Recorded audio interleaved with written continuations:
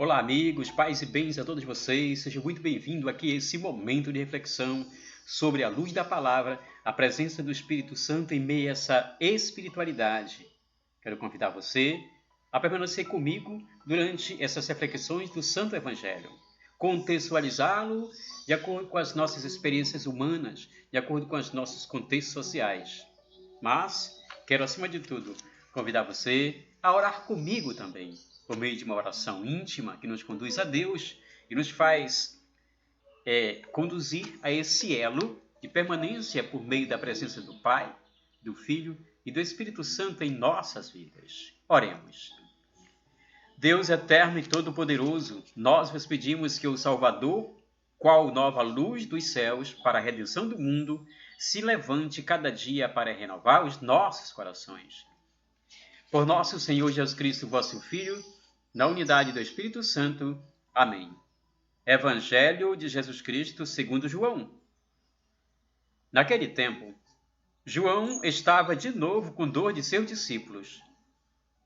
E vendo Jesus passar, disse: Eis o Cordeiro de Deus. Ouvindo essas palavras, os 2 discípulos seguiram Jesus. Voltando-se para eles e vendo que o estavam seguindo, Jesus perguntou: O que estás procurando? Eles disseram: Rabi, que quer dizer mestre, vinde ver. Onde moras? Jesus respondeu: Vinde ver. Foram, pois, ver onde ele morava, e nesse dia permaneceram com ele. Era por volta das 4 da tarde. André, irmão de Simão Pedro, era um dos 2 que ouviram as palavras de João e seguiram Jesus. Ele foi logo encontrar seus irmãos Simão e lhe disse: Encontramos o Messias, que quer dizer Cristo. Então, André conduziu Simão a Jesus. Jesus olhou bem para ele e disse: Tu és Simão, filho de João. Tu serás chamado Cefas, que quer dizer pedras. Queridos amigos, essas palavras ouvidas com bastante atenção e colocadas em práticas em nossos contextos sociais serão palavras que nos conduzem à salvação, que nos libertam, que direcionam um caminho ao longo de nossas experiências humanas. E hoje, o evangelista nos mostra esse momento em que Jesus começa a formar o grupo dos 12. E alguns, tomados pela emoção do momento, pela crença, pela veracidade dessa esperança que Cristo realmente era aquele que via, o Messias iria, aquele que já de vir, muitos deles tomaram o próprio caminho e seguiram Jesus. Seguir Jesus. Nós seguimos verdadeiramente a Cristo? Se o seguimos com alegria ou como se fosse um fardo pesado? Missionários da palavra, missionários do reino de Deus, nós somos vocacionados e chamados a essa caminhada cristã, a essa missão de seguirmos a Jesus e também influenciarmos de uma maneira positiva a outras pessoas a seguirem também o Mestre. E o evangelista nos mostra justamente esse momento de que alguns iniciaram esse segmento por meio de suas experiências próprias. E diz, João estava de novo com 2 de seus discípulos. E vendo Jesus passar, diz: Esse é o Cordeiro de Deus. Esse é o Cordeiro de Deus, porque as Sagradas Escrituras já falavam que haveria de vir o Cordeiro de Deus para salvar a humanidade. Ouvindo essas palavras, os 2 discípulos que estavam com João seguiram Jesus. Reconheceram em Jesus o Messias. Reconheceram em Jesus o Mestre. Eles aproximam-se de Jesus. Seguindo Jesus, perguntam: O que estás procurando? E eles disseram: Rabi, que quer dizer mestre, onde moras? Jesus respondeu: Vinde ver. Foram, pois, ver onde ele morava e nesse dia permaneceram com eles. Há 2 situações interessantes aqui. O seguimento e a permanência são 2 verbos que indicam a ação. O seguimento de nosso Jesus Cristo nos leva a algumas implicações pessoais. O abrir mão de certos projetos e assumir a figura de nosso Jesus Cristo por meio dessa missão Por isso que Paulo afirma, já não sou mais eu que habita em mim, mas é Cristo quem mora em mim, Cristo que habita em mim. Quizá um dia podemos ter essa certeza e essa fé que nos faz perceber que nós nos renovamos a cada instante por meio de nossas experiências de comunidade, de igreja, de bem comum, mas principalmente através das nossas relações humanas. Deixamos certos segmentos que fazem parte da nossa vida para seguir a Jesus. Temos coragem de fazer isso?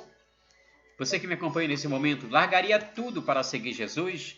Porque os 2 discípulos que acompanhavam até então João, largaram João e passaram a seguir Jesus. E o evangelista diz, seguiram a Jesus e permaneceram com ele.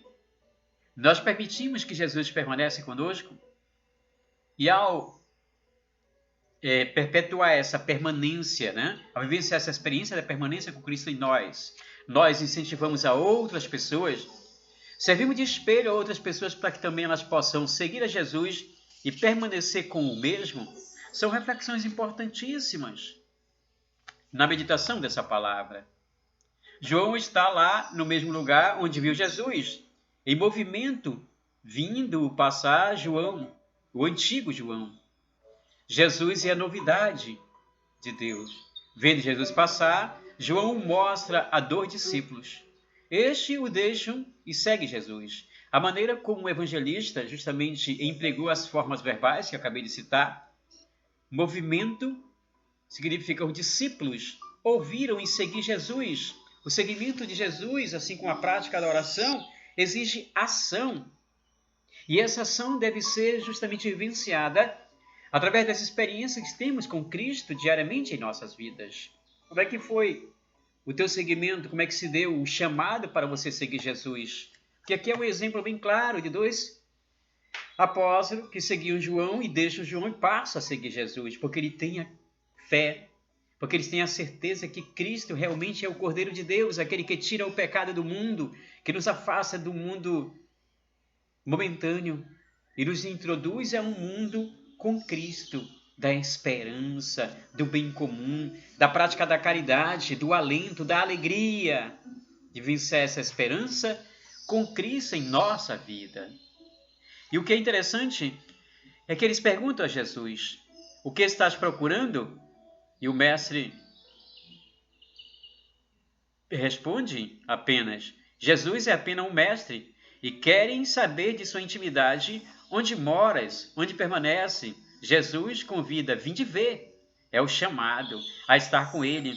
E foram, viram e permaneceram com ele. Era por volta das 4 da tarde, momento em que no mundo judaico acontecia o encerramento do dia de trabalho, iniciando o repouso noturno, inaugurando um novo dia.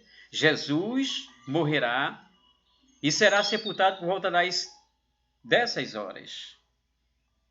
Que interessante ver essa experiência com Cristo. Como é que se deu e como é que se dá a experiência com Cristo através de nossas relações? Verdadeiramente encontramos o Senhor Jesus? Temos essa certeza? Deixe o Senhor iluminar a tua vida. Para que nós possamos seguir Jesus, é preciso deixar a luz de Cristo penetrar em nossos corações, em nosso interior. Queridos irmãos e irmãs, a hora em que Jesus se manifesta na nossa vida é a hora mais importante. Cada um de nós temos nossa experiência. Como é que se deu a manifestação de Jesus na tua vida e na minha vida? Eram 4 horas da tarde, segundo o evangelista. O encontro acontece quando a vida se declina. Está terminando o dia, está chegando a noite. O encontro desse discípulo com Jesus acontece quando o sol já não brilhava. O detalhe, na hora, aqui é muito importante por 2 motivos. O primeiro, o momento em que Cristo entra na nossa vida. Em que momento, em que hora Cristo entrou na tua vida?